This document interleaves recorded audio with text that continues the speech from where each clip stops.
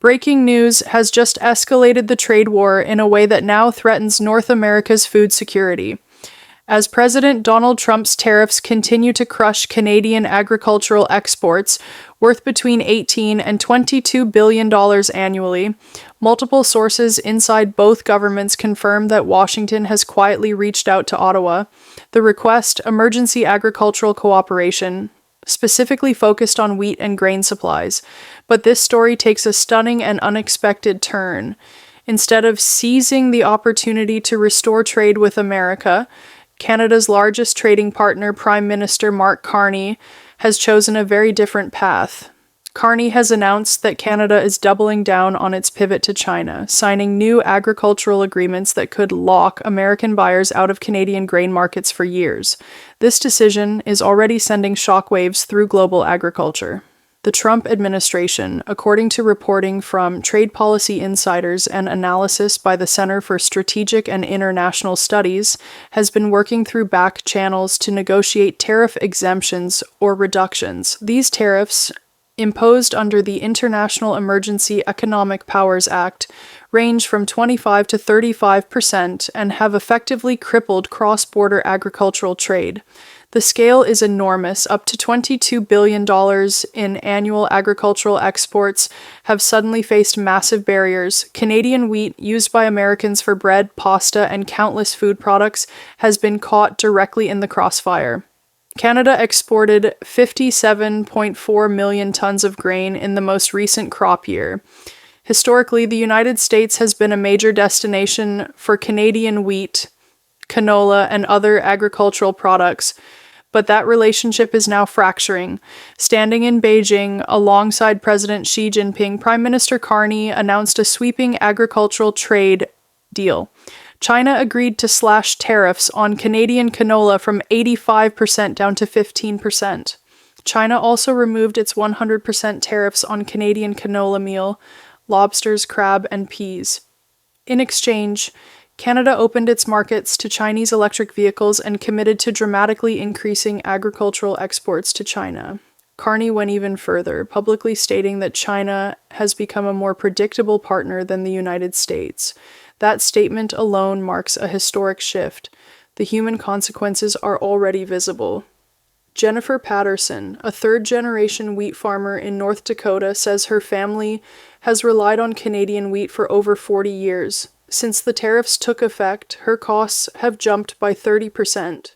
She is now scrambling to source grain from Australia and Argentina at premium prices, crushing her margins.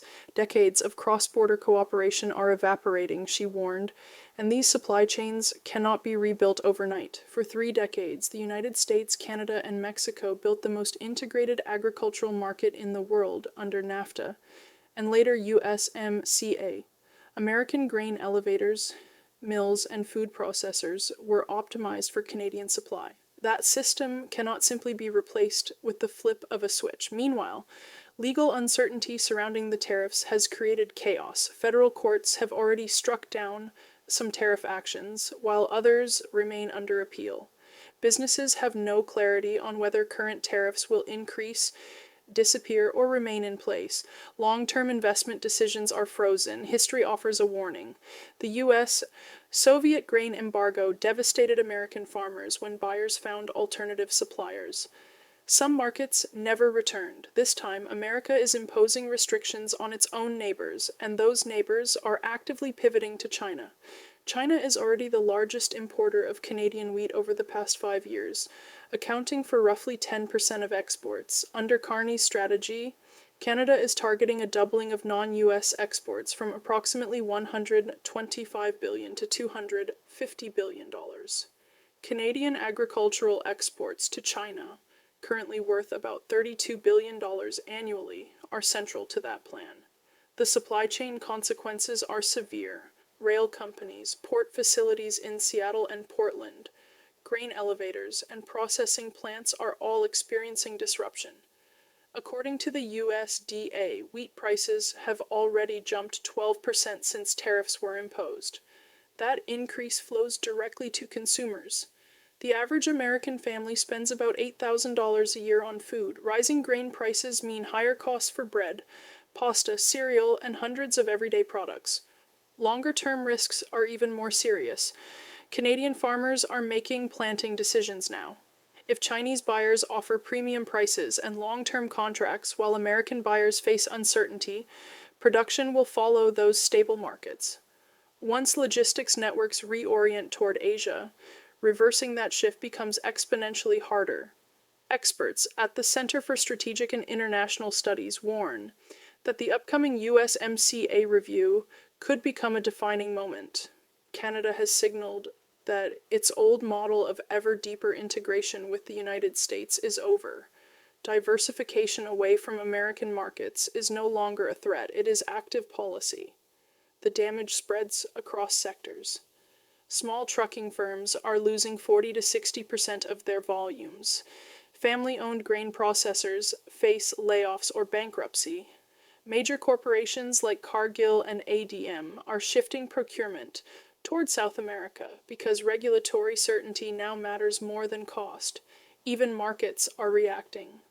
Agricultural equipment manufacturers and fertilizer companies are seeing pressure as investors question the future of North American integration. International competitors are watching closely.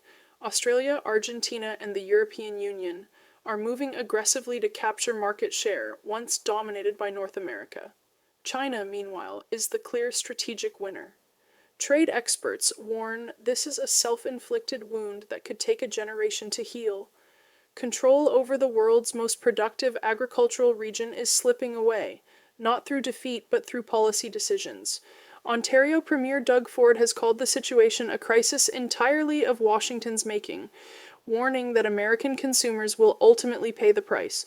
University research suggests that if disruptions persist beyond 18 months, the structural damage will become permanent, and that brings us to the final reality. This is no longer just a trade dispute, it is a slow-moving rupture of the food systems that have sustained North America for decades. Once trust is broken, markets move on. Once supply chains shift, they rarely return.